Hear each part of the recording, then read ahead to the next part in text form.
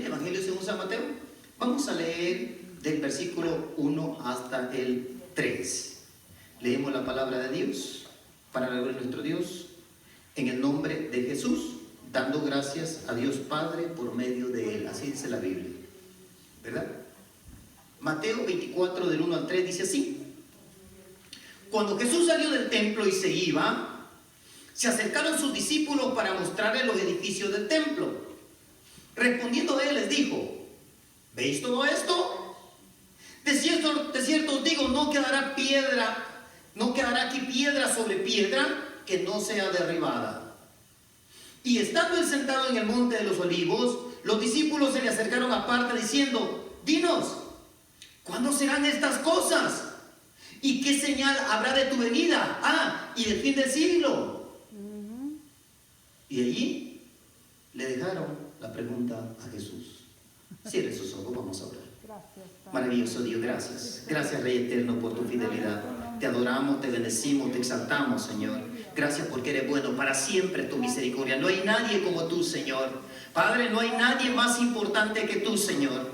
Padre, todo lo que el ser humano necesita es a ti, mi Dios. Porque de ti, Señor, emana la vida, Padre. Tú eres el aire que respiramos, mi Señor. Tú eres nuestra salud, tú eres nuestra bendición, tú eres la prosperidad, Señor. Tú eres, Señor de gloria, la gracia en nosotros, Padre. Tú eres la bendición, mi Dios. En esta hora, Padre, te suplico que tomes control de los aires, de las potestades en los aires, Señor. Que tu Espíritu Santo obre en la mente, en el corazón, Padre. Que cada vida sea transformada por el poder de tu palabra, mi Dios. Que tu gracia se manifieste, Padre. Que a través de las redes sociales muchos sean alcanzados, mi Señor. Y que todo tu nombre, Señor, tu nombre sea puesto en alto. Gracias, Rey Eterno, por tu fidelidad. Alumbra el entendimiento en esta hora, mi Señor. Gracias, Rey Eterno. En el nombre de Jesús. Puede tomar su asiento. Póngase cómodo.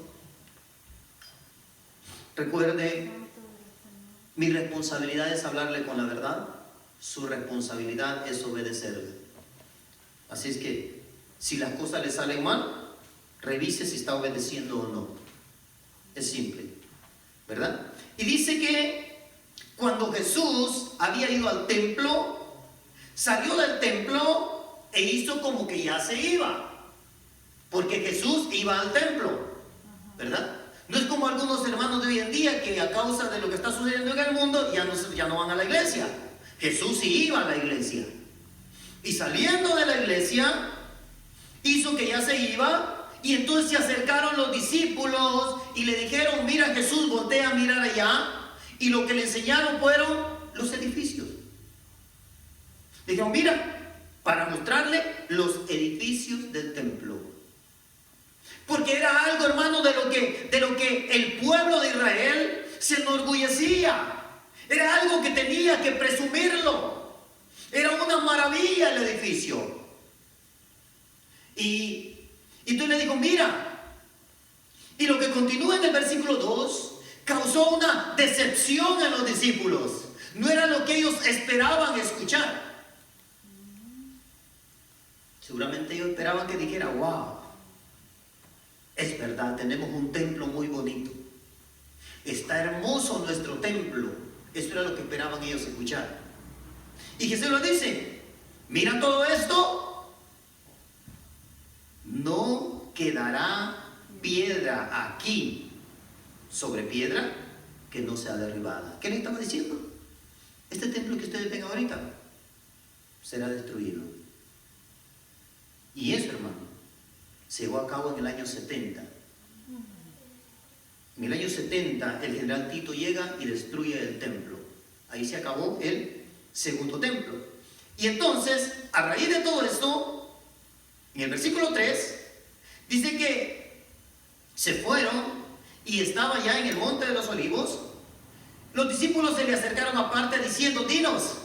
Como que les quedó la espinita de lo que Jesús les había dicho, que no quedaría piedra sobre piedra sin que sería destruido. Y entonces como que empezó a entrar en ellos la curiosidad de preguntar cuándo serían estas cosas. Y entonces le hacen 3 preguntas.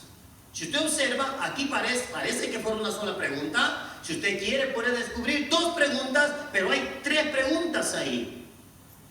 Y dice, dinos, primero, ¿cuándo serán estas cosas? ¿Qué cosas? La destrucción del templo.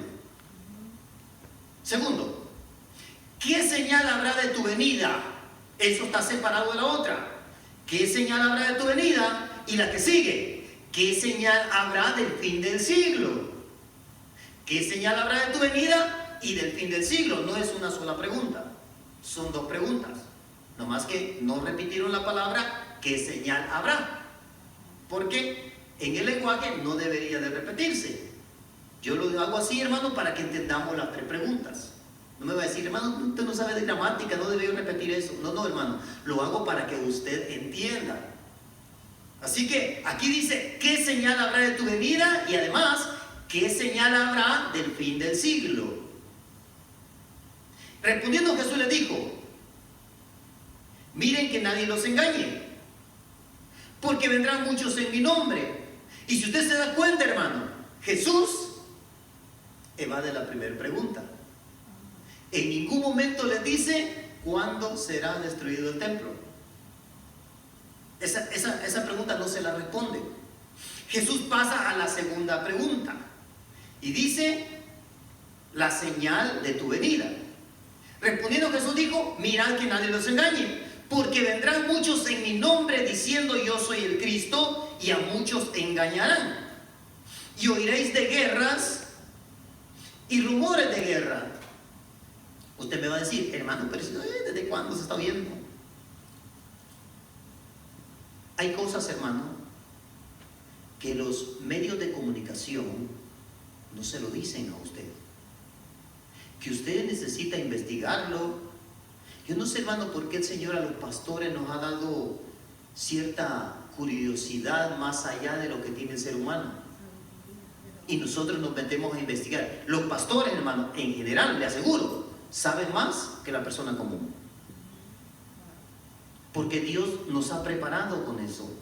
Por eso nadie tiene que menospreciar a ningún pastor, sea quien sea, hermano, ni porque es el pastor de la iglesia más grande, ni porque es el pastor de la iglesia más chiquita. No puede menospreciarlo. ¿Por qué? Porque es el líder que Dios ha puesto.